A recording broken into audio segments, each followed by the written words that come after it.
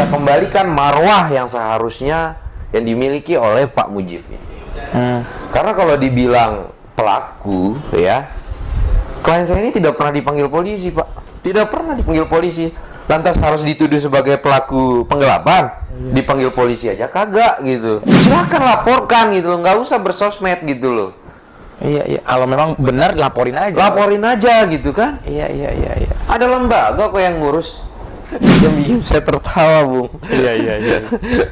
Lawyer bukan, polisi bukan, loh, jurnalis juga bukan gitu kan. Terus siapa gitu kan? Korban juga bukan. Open your mind, bicara santai. Hari ini saya mau bicara santai dengan seorang praktisi hukum lagi, teman-teman. Saya sedang bersama dengan Bang Jimo. Malam, Bang. Oke, malam. Sehat, Bang, ya? Alhamdulillah. Oh, ini kalau duduknya sama Bang Jimo, gaya-gayanya udah enjoy banget. Tapi di konten kali ini nih, Bang, ya, karena banyak sekali kasus-kasus ya yang berkaitan dengan dunia penegakan hukum yang rasa-rasanya perlu kita bicarakan, Bang.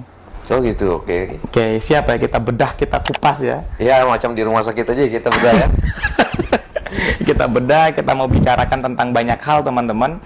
Tapi sebelum mau kita bicara tentang beberapa hal, rasa-rasanya, Bang, perlu deh kayaknya kita teman-teman tahu siapa sih Bang Jimo. Ya, kemudian bagaimana dunia penegakan hukum sekarang, Bang? Oh gitu. Udah sesuai dengan rule-nya atau banyak nggak enaknya dunia penegakan hukum nih, Bang? Kira-kira gimana? Ya, kalau bicara tentang penegakan hukum ya, ini sebenarnya relatif. Iya, iya. Kenapa saya bilang relatif? Ini tergantung dari sudut pandangnya siapa gitu. Baik. Kalau dari sudut pandang kami praktisi, ya maaf aja, nggak ada keadilan hukum gitu. Saya bukan berarti nggak ini ya, apa namanya, menganggap bahwa hukum itu nggak benar, tidak. Karena problem saat ini ya, kita harus melihat juga bahwa apa yang terjadi saat ini itu nggak sebenarnya adil gitu kan. Oke, berarti keadilan tuh nggak ada, Bang. Jadi kalau dari kacamata saya pribadi ya, kenapa saya bilang tidak ada keadilan hukum? Karena kadang-kadang ada orang bilang kebenaran pasti menang di pengadilan kan? Dan kebenaran belum tentu adil. Dan kebenaran belum tentu adil. Kalau menurut saya yang menang di pengadilan ya itulah kebenarannya. Oke, iya, iya, iya. Ya terserah lah menganggap definisinya itu seperti apa. Mengapa bisa dibilang kemenangan di pengadilan itulah kebenarannya? Karena inilah faktanya. Benar nggak sih, Bang, kalau kita bicara tentang dunia praktisi ini, orang bilang kalau khususnya pengacara nih, Bang, nggak lawyer ini membela yang bayar, benar nggak sih, Bang? Oh enggak juga. Kehadiran lawyer sebenarnya ini kan bagian dari para penegak hukum. Penegak hukum ini kan ada polisi, Benar. jaksa, Ya. ada hakim, ya salah satunya advokat ya, atau lawyer ya seperti Bung Yusril sampaikan tadi. Nah, jadi kalau membela tergantung siapa yang bayar. Saya pernah dulu dapat materi waktu zaman saya PKPA, di mana materinya itu adalah antara logika dan hati nurani. Nah, ini seru nih. Ya. Dan saya sempat ditanya oleh mentor saya, kebetulan mentor saya ini ketua Pradi sebelumnya. Ya karena saya kebetulan organisasi advokat saya ini adalah Pradi. Baik. Pradinya Pak Utu Hasibuan. Iya. Ya, jadi yang jadi mentor itu adalah Bapak Fauzi. Oke. Yang sebelum Pak Utu kemarin ini. Iya, iya. Jadi beliau bertanya, bagaimana kalian mau jadi pengacara atau jadi lawyer ketika hati nurani kalian dengan logika ini bermain? Kita contohin kasusnya deh, biar gampang. Iya. Kasusnya apa, Pak? Koruptor. Iya. Ketika Anda menjadi seorang lawyer, ya, dan kebetulan kasusnya ini adalah korupsi, apa yang harus Anda lakukan? Iya. Ketika logika dan nurani ini sedang menyapa Anda. Waduh, seperti Bung Yusril bilang tadi, ini menarik ini kan. Dan kembali yang saya paparkan tadi, jawaban kami ini ya rata-rata idealis gitu. Wah, ngapain Pak bela koruptor ya kan? Kita ini namanya koruptor makan duit negara lah, apalah bla bla bla. Iya, Rata-rata jawabannya idealis gitu. Atau enggak koruptor dihukum mati. Koruptor dihukum mati gitu kan. Bahkan Iya, ada yang nyeleneh juga jawabnya. Ya seperti pembuka Bang Yusril bilang tadi, membela siapa yang bayar. Iya. Ya kan tergantung yang baik. Kalau bayarannya banyak, Pak, sah-sah saja dong. Karena ketika bicara nurani, pastilah ngapain bela koruptor, orang makan duit negara, apalagi ini kasusnya BLT misalnya lagi viral sekarang. Ya kan, orang sudah susah-susah, ya kan, terus dikorupsiin lagi kan. Mau ya makan duit negara, mau lagi dibela kan. Ya bertentangan lah jelas dengan nurani. Dengan nurani pasti. Oke. Logika ini kan perang ini, Pak. Antara logika dengan nurani ini. Iya. Nah itu terus solusinya gimana gitu? Solusinya gimana, Bang? Nah ini dia. Ini kan saya tunggu pertanyaannya nih. Jadi ternyata ya disinilah esensi menjadi seorang lawyer. Kenapa saya bilang esensinya? Ternyata antara logika dan nurani ini memang harus dipadukan. Apa yang dipadukan? Nurani it's okay karena kita bicara kebaikan. Iya. Kemudian logika akal pikiran ini kan belum tentu semuanya benar. Baik. Karena keterbatasan kita sebagai manusia ini kan jelas ada. Bagaimana cara memadukannya? Oke, dia koruptor. Iya. Tapi belum tentu kau bela koruptornya. Terus apanya ada yang dibela, Pak? Pertanyaan berikutnya. Ya kau bela kepentingan hukumnya. Karena dia sebagai subjek di situ, sebagai subjek hukum. Berarti yang dibela kepentingan hukumnya. Kepentingan hukumnya, bukan perbuatannya. Nah ini sekaligus meluruskan pikiran publik ya tentang image orang pengacara tuh yang dibilang cuman bela orang yang bayar. Ini yang dibela itu sebenarnya kepentingan hukumnya. Ya, haknya sebagai seorang warga negara. Haknya sebagai warga negara. Oke. Kalau sekarang, Bang, kan Abang nih udah beberapa tahun di dunia praktisi hukum kan, dunia pengacara. Pasti banyak dong kasus, kemudian peristiwa-peristiwa hukum yang dibela lah. Ya. Ada mungkin yang dalam posisi benar, ada dalam posisi salah. Ya. Nah, kalau yang terbaru nih, Bang, kasus yang Abang pegang sekarang. Kebetulan kemarin saya sempat baca tuh beberapa media di Sumbawa khususnya. Oh, ya. Viral banget tuh, hampir 10 media itu nge-publish foto Abang di mana-mana tuh.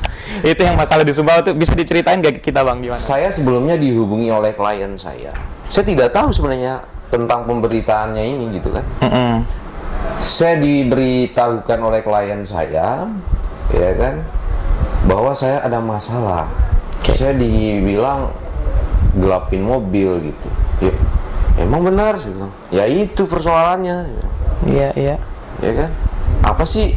Kok bisa begitu? Saya lihat, oh ini kan bukan tuduhan ini saya bilang.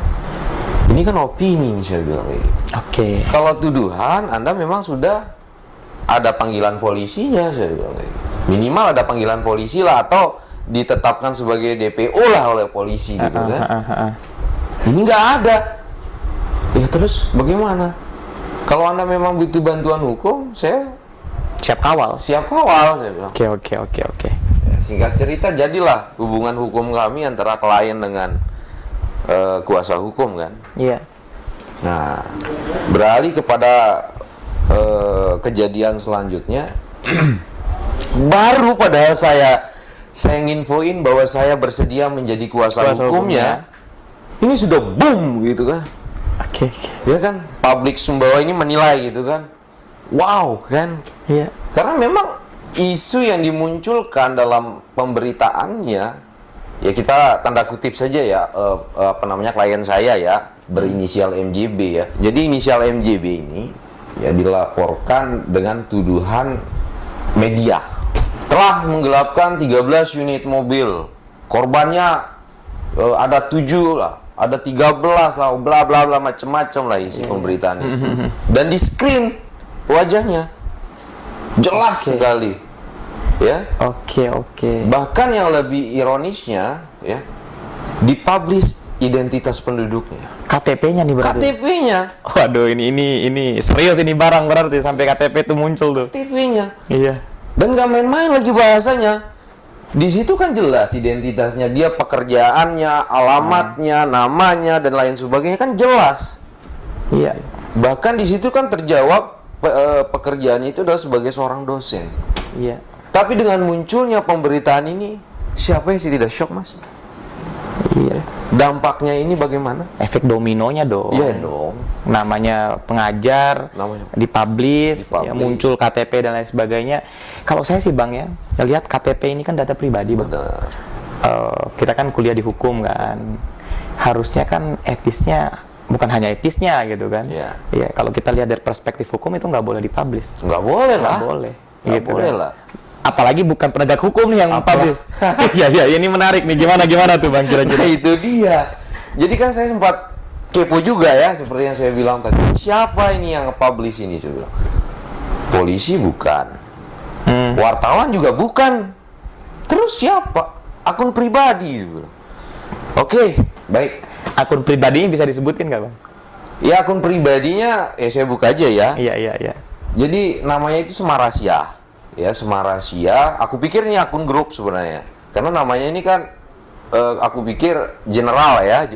Nggak langsung sebut item nama gitu kan, langsung nama orang gitu kan. Ternyata memang akun pribadi gitu. Semarasia gitu. Dia nge-pub itu semua berita-berita yang saya ceritakan tadi itu. Ya. Tentang dosen yang bawa lari mobil orang lah, bla dengan gambar dan lain sebagainya. Akhirnya ditelepon saya ini dengan salah satu wartawan. Bang Jimu ya? Ya betul. Yang jadi kuasa hukumnya Bapak Mujia dia bilang. Karena nama klien saya ini Muji dipanggil gitu. Iya. Oh iya betul, ada yang bisa saya bantu. Ya kebetulan kami dari kawan-kawan media. Boleh. Coba menanyakan tentang kebenaran dari berita yang muncul dia bilang. Oke. Akhirnya saya sampaikan lah tadi itu, dan saya memang benar jadi kuasa hukumnya, dan saya sampaikan juga bahwa kami akan mengambil langkah hukum. Boom, nih seperti yang saya bilang tadi itu, boom, meledak isu bahwa seorang yang dicari-cari, yang katanya dicari itu kan tiba-tiba muncul dengan langkah hukum yang diambil. Oke, yang awalnya dikatakan melarikan mobil nih. Iya. Tiba-tiba muncul dengan berita bahwa akan menempuh langkah hukum. Oh, keren nih. Iya. Ngelawan arus berarti nih, Bang. Iya. Karena opini dibalas dengan opini, ya, ini bias dan akan melahirkan propaganda. Dan saya tidak mau balas dengan opini. Mengapa saya tidak lahirkan atau saya tidak bentuk dengan opini? Karena saya orang hukum, Pak. Dan saya tahu mekanisme yang harus dilakukan. Iya. Ini bedanya saya. Kalau mau dibandingkan, sempat ada yang bikin meme Semin, dibilang kan, memang namanya Semin gitu kan, Semin ya kan, versus Jimo dia bilang. Wah. Dibikin meme ini kan. Iya. Semin versus Jimo, siapa yang menang? Ya, wah macam lah netizen ini komen dan lain sebagainya. Karena memang sudah viral memang di Tanah Sumbawa khususnya gitu kan. Sampai masuk loh di WA saya, Bang. Oh betul? Iya, itu sampai puluhan media itu ngepost itu. Oh. Dari luar biasa ya, saya bilang animonya ya. Luar biasa saya bilang. Makanya desakan dari teman-teman di podcast ini kan harus di podcast nih Bang katanya. Gitu. Perlu untuk diklarifikasi. Di satu sisi supaya ini terang benderang, di sisi lain juga supaya ngedukasi masyarakat. Tentang kenapa hukum itu harus hadir dalam kehidupan masyarakat. Nah, yang saya lihat nih Bang, di media atau dari video kan pernah nge-podcast juga tuh. Saya sempat nonton di Facebook ya kalau nggak salah. Ada inisiatif untuk duduk bersama lah, mediasi, bahasanya seperti itu. Kalau ada inisiatif untuk seperti itu, rasa-rasanya bisalah kita duduk bersama, ngapain ada jalur hukum dan lain sebagainya. Nah, pandangan Abang seperti apa? Ya begini, ya memang dalam beberapa proses hukum, salah satunya seperti Bung Yusril sampaikan itu memang perlu yang kayak gitu.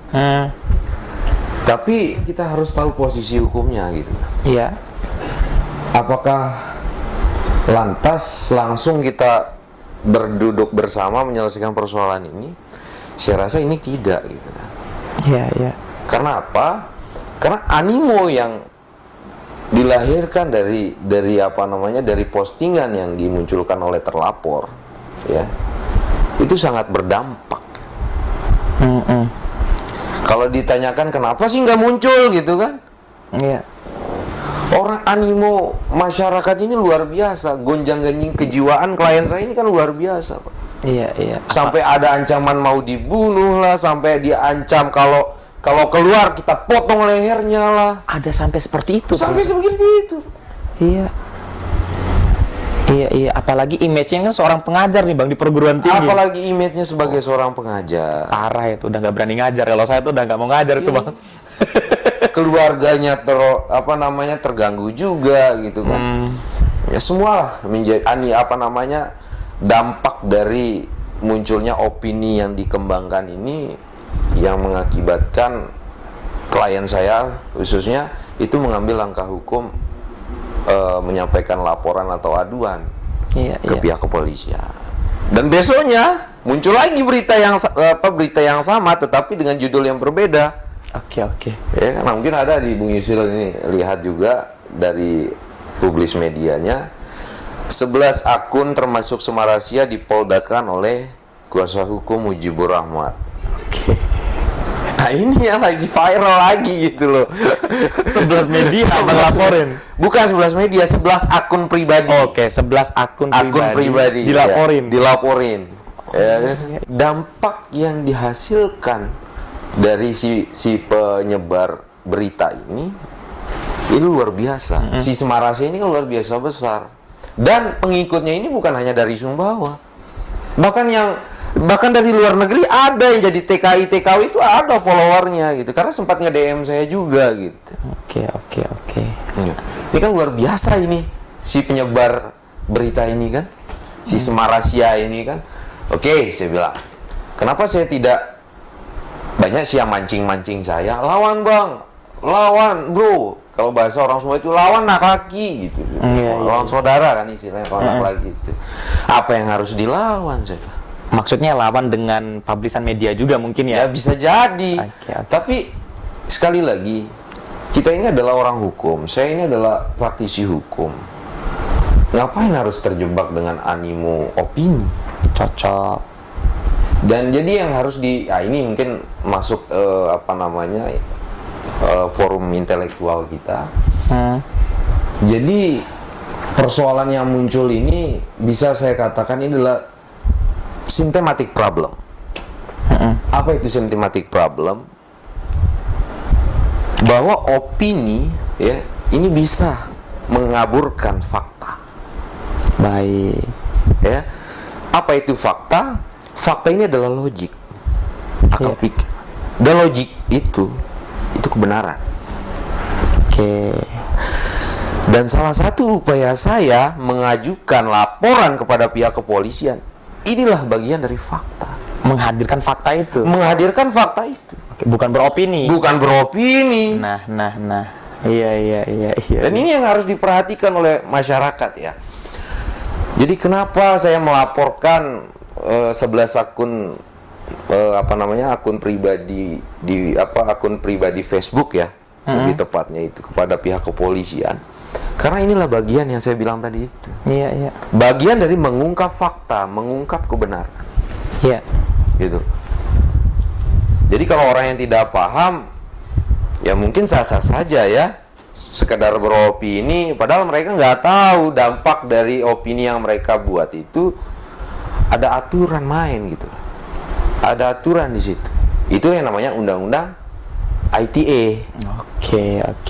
Dan ini yang harus diketahui bahwa negara Indonesia ini tidak pernah melarang setiap orang itu untuk berpendapat. Semua orang bebas berpendapat. Semua orang bebas berpendapat. Saya sambil nyimak dengan makan kentang boleh Bang? Boleh. Saya juga sambil minum kopi. Biar santai maksudnya. Santai, saya gitu. ikut terhanyut juga dengan pembicaraan ini kan. Negara kita ini tidak pernah melarang setiap orang itu untuk berbicara atau berpendapat. Oke. Adanya era digitalisasi ini, itu ruang berbicara kita ini kan luas. Termasuk podcast bicara santai. Termasuk podcast Bung Yusril. Iya. Tapi yang perlu diketahui ya, ada undang-undang ITE di situ yang membatasi. Boleh. Karena lahirnya undang-undang ITE ini bertujuan untuk melindungi kepentingan dari setiap orang ini juga gitu. Iya. Apa yang dilindungi? Jangan sampai apa yang kau sampaikan itu merugikan orang lain. Karena nggak berdasarkan fakta misalkan. Betul. Gitu kan? Iya. Dan salah satu dampaknya seperti saya sampaikan tadi. Saya saja ya dalam forum ini atau dalam pembicaraan ini misalnya, jangan dianggap ITA ya. Iya. Yusril, kamu ini larikan anak orang, Iya. kau hamili anak orang. Waduh, bahaya ini. Ya kan? lanjut bang. Ini jangan di ITA Iya, ini sebagai percontohan. Iya, analogi lah gitu kan. Ya, kira-kira menurut Bung Yusril terima tidak dengan umpatan saya seperti itu? Oh, nggak terima dong, kan belum tentu benar, nggak ada faktanya. Ya itu. Buktinya apa? Artinya ada perasaan yang dirasakan, perasaan yang sakit. Cocok. Nama baik. Nama baik. Iya. Apalagi saya nge-pub ini ke media. Iya. Berapa orang yang melihat dan menyaksikan opini yang saya kembangkan. Nah, akhirnya abang ngelaporin ke Polda. Akhirnya saya lapor. Ada hampir 11 akun pribadi. Akun pribadi yang saya Oke, termasuk yang abang ceritain tadi. Berarti yang abang kawal ini kasus pencemaran nama baiknya. Benar. Baik. Kasus pencemaran nama baik. Harus dibedakan antara opini dengan fakta. Ya. Apa yang terjadi saat ini adalah bagian dari opini yang seperti saya bilang tadi. Iya. Nah, jadi kehadiran saya sebagai kuasa hukum Pak Mujib, ya, ini adalah bagian dari mengungkap fakta, mengungkap kebenaran. Ya kan, kita kembalikan marwah yang seharusnya yang dimiliki oleh Pak Mujib ini. Karena kalau dibilang pelaku, ya, klien saya ini tidak pernah dipanggil polisi, Pak. Oh gitu, bang. Tidak pernah dipanggil polisi. Lantas harus dituduh sebagai pelaku penggelapan. Iya, ini menarik nih ya. Ya, dipanggil polisi aja kagak gitu. Terus yang bernarasi mengatakan kami punya fakta, dibilang kami punya bukti, dibilang sudah banyak ini korban. Emang dia polisi? Emang dia wartawan? Emang dia jurnalis? Legalitasnya jelas? Iya. Kan belum tentu. Ya kalau merasa bahwa kebenaran yang dia punya, mengapa tidak diserahkan dengan proses hukum? Harusnya ditempuh di proses hukum. Harusnya ditempuh dengan proses hukum, bukan ngepap di media. Berarti kasus penipuannya ini belum dilaporkan ke polisi? Belum. Oh. Kalaupun sudah, ini kan pasti dicari klien saya. Misalnya kan kalau dikira dianggapnya itu klien saya ini yang melakukan dugaan penipuan itu. Kan apalagi sudah dipanggil tuh. Iya, untuk dimintai keterangan. Untuk dimintai keterangan Minimal itu. Atau kalaupun memang benar pelakunya DPO kali, ya kan? Tapi nggak mungkin DPO lah, orang nggak pernah diperiksa. Benar. Oh, artinya gini nih, ini yang belum kita ketahui bersama nih. Berarti Pak Mujib ini itu belum ditetapkan sebagai tersangka kan? Belum diperiksa oleh penyidik gitu ya? Belum. Berarti langsung main di media. Justifikasi. Oh. Ya inilah pelanggaran ITA-nya yang saya bilang. Oke. Iya benar sih ya. saya mikirnya ini udah ada berkas perkaranya penipuan. Itu makanya kan saya sedikit guyon juga kemarin itu kok. Emang benar ya kan, antara saya dengan klien saya kan perlulah tahu lah tentang apa dan bagaimana kenapa bisa terjadi. Ternyata memang belum sama sekali. Ya kan? Kalaupun sudah, koordinasinya kan pasti jelas gitu. Ya pasti cerita dong sama abang. Ya. Oke. Nah, sebelum kita lanjut nih bang, jadi kalau kita tadi udah coba kopi, rasa-rasanya kalau kopi nggak ditemenin sama satu makanan yang spesial kayaknya nggak enak deh bang. Apa itu? Nah, kebetulan nih kita kehadiran satu menu spesial teman-teman semua. Kita disupport oleh roti Gembong Mandalika bang. Wow. Jadi kopi roti Gembong Mandalika ini salah satu roti paling enak di Lombok. Nanti kalau teman-teman Sumbawa yang nonton video ini bisa pesan roti ini bang. Jadi oleh-oleh dari Lombok. Ini kalau abang udah coba rasanya tuh enak banget bang. Bisa dicoba bang. Roti Gembong Mandalika oleh Lombok. Boleh dicoba bang. Ya bahasanya kalau lagi nanganin kasus, ya kan, butuh yang ringan-ringan lah, enak lah sambil kita ini kan. Nah, boleh juga ya. Enak nggak bang? Enak banget. Lembut nggak? Lembut banget. Jadi roti Mandalika ini sebenarnya nilai plusnya itu kelembutannya itu bang. Terus lumer banget. Nah, kalau abang udah makan sekali, ketagihannya seumur hidup. Why? Kira-kira gitulah. Nanti teman-teman di podcast Bicara Santai kalau mau pesan roti Mandalika, saya cantumin kontak person pemesanannya di video ini. Dan kalau di Lombok teman-teman semua outletnya banyak banget. Nanti untuk outletnya saya cantumin di deskripsi video ini. Ini kalau makan roti Mandalika ini bang, roti gembong Mandalika ini, lumernya tuh sampai ke jari-jari bang. Iya ya. Iya. Jadi paling enak, paling seru minum kopi sambil ditemani oleh roti gembong Mandalika. Recommended banget. Lanjut bang. Sampai di mana kita tadi ya? Kita sampai di kasus pencemaran nama baik. Pencemaran nama baik. Ya. Oh, jadi juga banyak nih juga yang nge-DM, yang nanya, kenapa kamu mau bela si penipu itu, kan? Macam nih bahasanya. Janganlah, karena banyak kasusnya beginilah. Bahkan ada yang bilang, tolonglah begini. Ya beberapa orang sih tidak saya terlalu tanggapi gitu kan, karena tidak substansial menurut saya. Jadi yang saya simak, yang sebenarnya itu sama mungkin tadi kayak awal diskusi kita itu, kok membela pengacara ini membela yang membayar gitu. Nah kan kesannya kayak gini kan, abang membela orang yang menipu, berarti karena dia dibayar nih. Iya. Berarti iya. Gimana, bisa diluruskan nggak tuh bang? Jangan sampai image itu merusak nih. Ya tadi kan sudah seperti yang saya sampaikan. Atau dia seorang penjahat sekalipun, apalagi ini belum tentu benar. Iya. Kedudukan dia di mata hukum itu sama. Equality before the law ya. Ya, yang kita pelajari di kuliah zaman itu kan, zaman sekarang maksudnya kan. Equality before the law. Kedudukan hukum semua orang itu sama. Iya. Atau dia seorang penjahat pun dia kan punya kedudukan hukum yang sama. Iya. Dan kehadiran saya sebagai kuasa hukum atau sebagai penasehat hukum, bagaimana saya bela kepentingan hukum si Mujibur Rahmat ini? Iya. Ada asasnya itu bang, kalau nggak salah asas praduga tidak bersalah. Iya. Kalau asas kan nggak mungkin bisa dikesampingkan gitu, karena sifatnya mutlak gitu loh. Iya. Sama seperti asas praduga tak bersalah. Tidak ada norma. Ya kan? Saklek sifatnya. Praduga tak bersalah. Ya, artinya orang kalau belum diputus bersalah atau tidak bersalah oleh pengadilan nggak boleh ada Nggak orang boleh menjustifikasi. Nah, justifikasi inilah bagian dari norma itu yang saya bilang. Oke, iya. Sejauh ini paham nggak? Kira-kira gitulah. Nah, ya inilah kuliah hukum sebentar kan. Iya. Kalau saya bilang, bagi mereka yang mengatakan Pak Muji ini adalah seorang buronan lah atau apa, mungkin sah-sah saja ketika itu menjadi konsumsi pribadinya. Tetapi ketika ini harus di-up di media pribadi, banyak yang nonton. Iya. Ya. Ini yang akan menjadi pelanggaran. Apa yang disampaikan oleh Semarasia itu adalah bagian dari pendapat atau opini atau narasi yang dikembangkan secara tidak manusiawi. Kenapa saya bilang tidak manusiawi? Karena animo yang dihasilkan atau dampak yang dihasilkan dari opini itu adalah mengakibatkan Bapak Mujibur Rahmat ini menjadi depresi. Iya. Keluarganya kacau balau, pekerjaannya juga kacau balau. Kalau kata-kata orang sekarang, kata kerennya itu kena mental.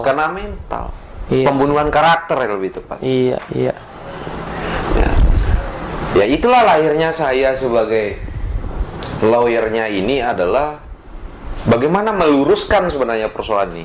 Jadi kalau masyarakat ingin tahu kebenarannya seperti apa, ya bantulah Pak Muji ini untuk membereskan persoalan hukum ini. Inilah prosesnya dengan laporan pihak kepolisian ini. Okay. Bahkan ada yang nanya, kok bisa dilaporin ke Polda bang?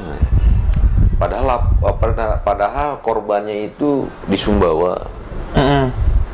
Kemudian lokus deliktinya dipertanyakan gitu. Iya. Kemudian terlapor ini juga di Sumbawa gitu. Kayak ada polisi aja di Sumbawa gitu kan. Ngapa harus di Polda gitu? Apa memang harus cari bergening kah? Atau bukan, ya bilang.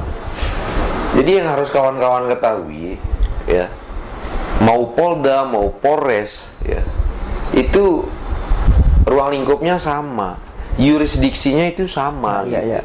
Masih dalam wilayah hukum. Masih dalam wilayah hukum. Nah, jadi kalau persoalan menanganinya mau di Sumbawa atau di Polda misalnya atau di Mataram sini ya sah-sah saja gitu loh.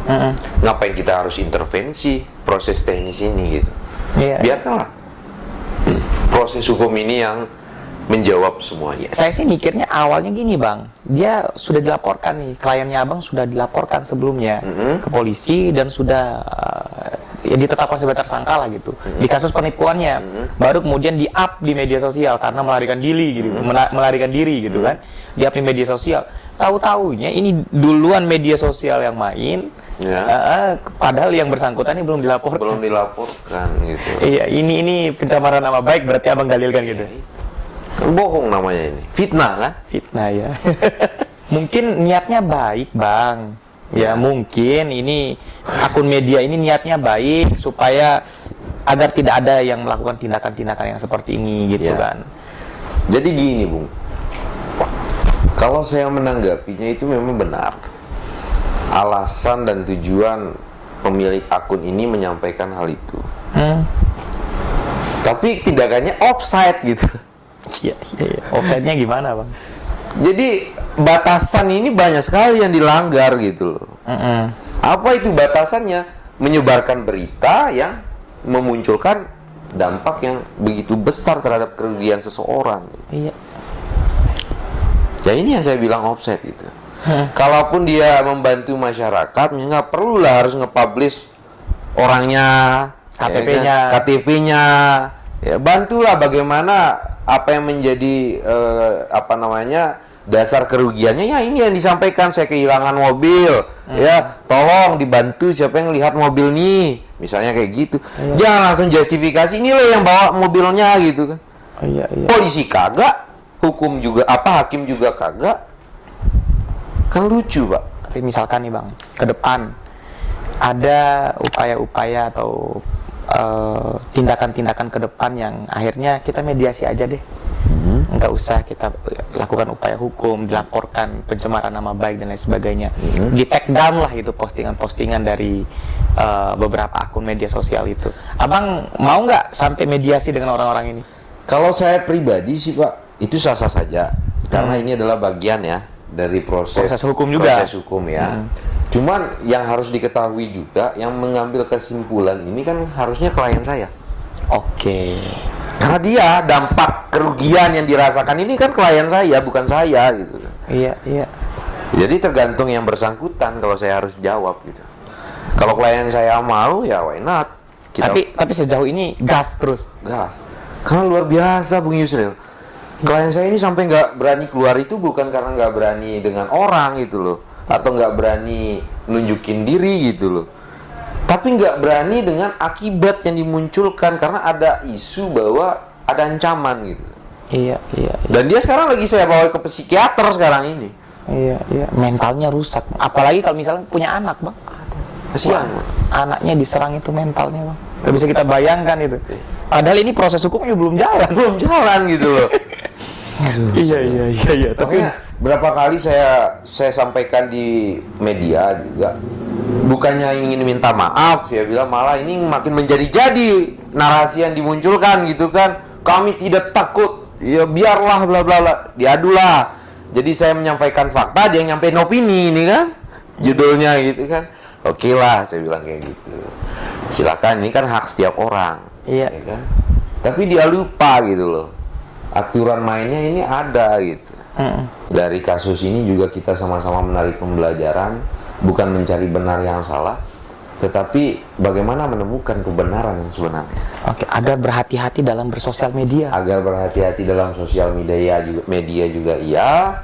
Kemudian bagaimana juga menyimpulkan suatu persoalan. Oke. Kadang-kadang kita manusia ini kan mudah gitu kan untuk terjebak terhadap satu statement atau suatu pernyataan. Iya. Inilah kadang-kadang yang menjadi kekurangan manusia kan, yang tidak mampu mengolah hati dan pikirannya sebaik mungkin sehingga menyimpulkan sesuatu. Inilah opini yang saya sampaikan tadi adalah bagian dari symptomatic problem tadi itu. Iya. Opini yang bisa mengesampingkan fakta. Gitu.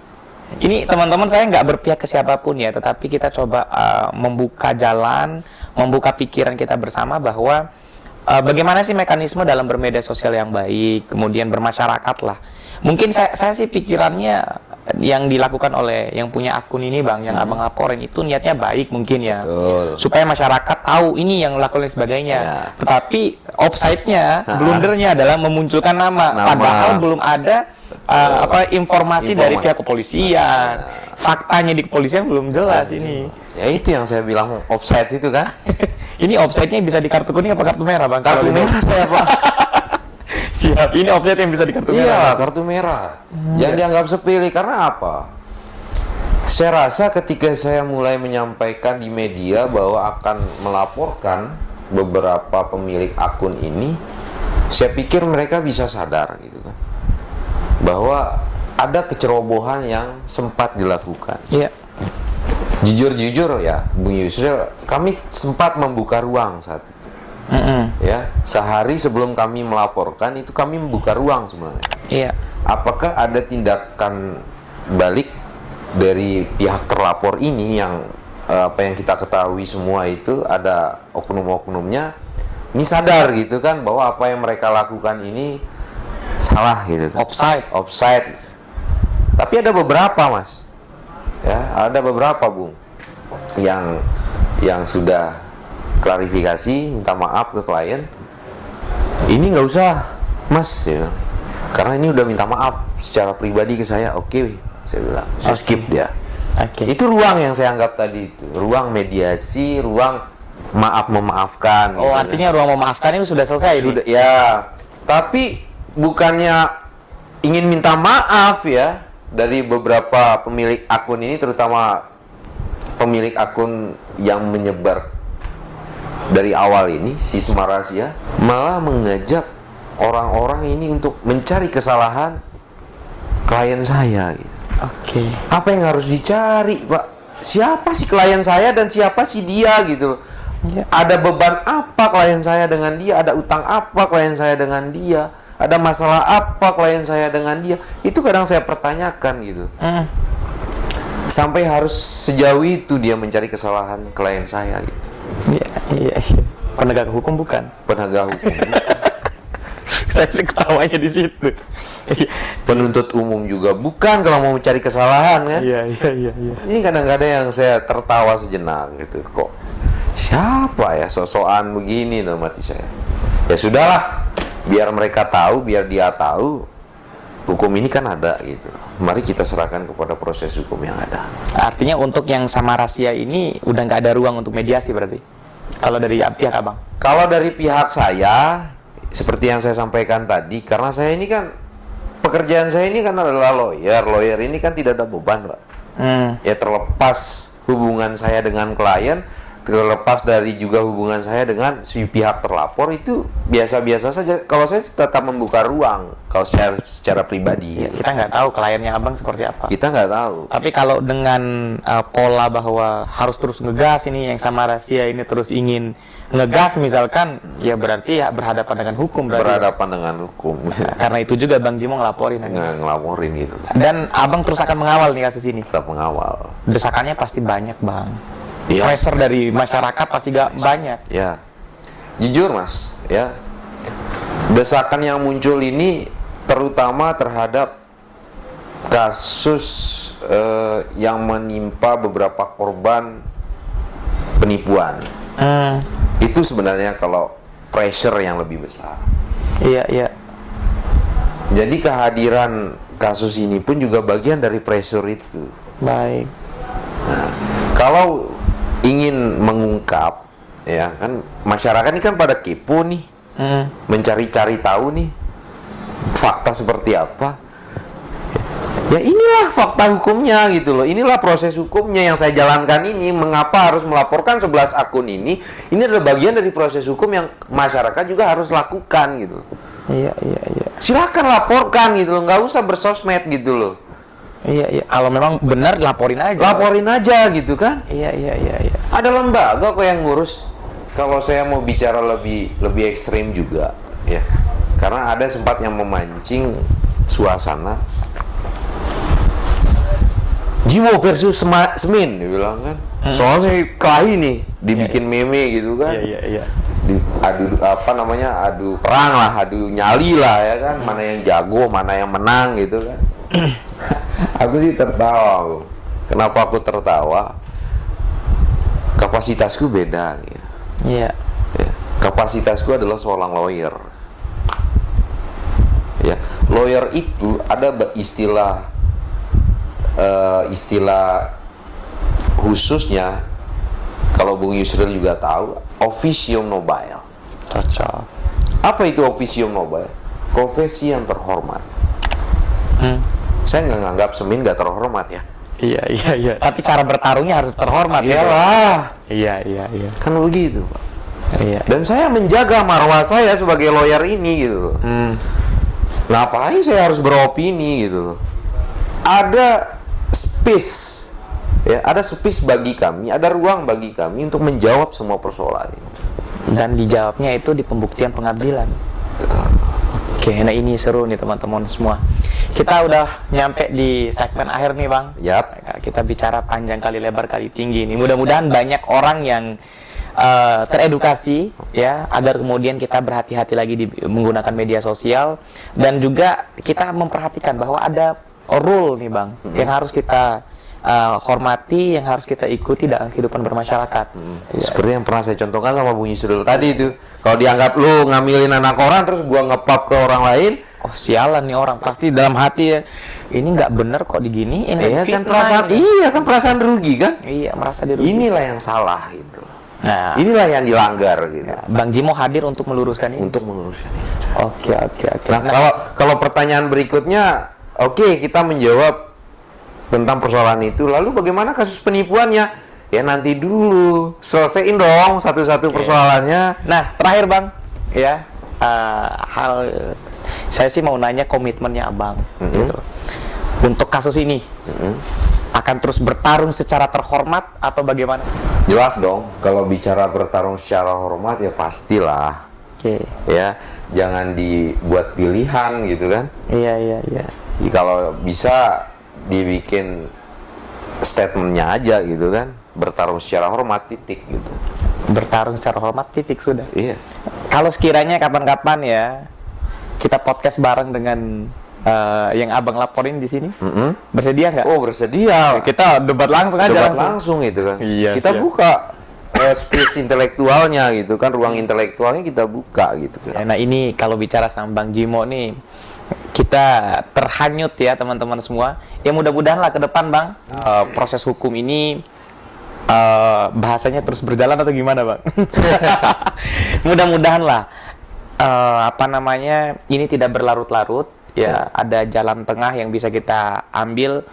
Dan satu hal yang kita pelajari di sini, Bang, ya, bahwa bertindak ya melebihi batas itu adalah sesuatu hal yang tidak bisa kita benarkan, karena ada koridor hukum yang menjadi pembatas dari itu semua. Kira-kira begitulah, Bang, ya. Betul. Biar nggak offside. Nggak offside. Satu langkah aja kalau di bola udah offside, itu diangkat bendera. Golnya bisa dianulir. Apalagi ini udah beberapa langkah mendahului penegak hukum, langsung kemudian upload di media sosial. Itu yang bikin saya tertawa, Bung. Iya. Lawyer bukan, polisi bukan, loh, jurnalis juga bukan gitu kan.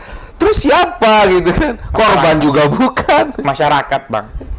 Masyarakat yang melindungi masyarakat. Oke, teman-teman semua, saya Yusril Iza Mahendra bersama dengan Bang Jimo menyampaikan salam hormat. Mudah-mudahan kita selalu sehat dalam berpikir dan terus memperjuangkan kepentingan orang yang harus kita perjuangkan. Kira-kira begitu, Bang, ya? Ya, Oke. See you. Assalamualaikum warahmatullahi wabarakatuh. Makasih banyak, Bang.